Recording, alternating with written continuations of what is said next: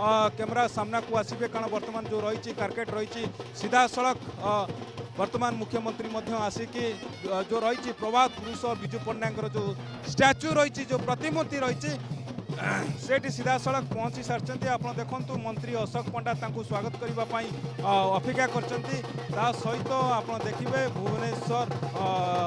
श्रीमयी मिश्र सी वर्तमान अपेक्षा कर स्वागत करने एटी वर्तमान आप सीधा सड़क दृश्य देखिपुंट सीधा सड़क आप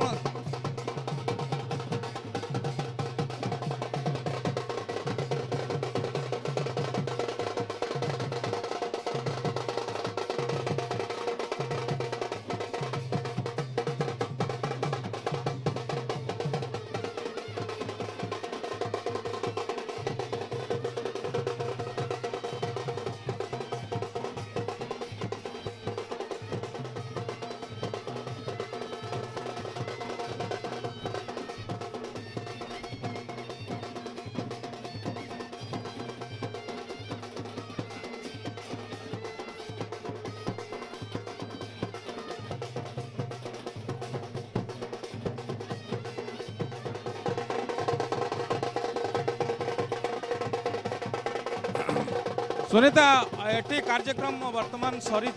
अर्थात एवं मुख्यमंत्री रोड शोभा वर्तमान आप सीधा सड़क देखिपे मुख्यमंत्री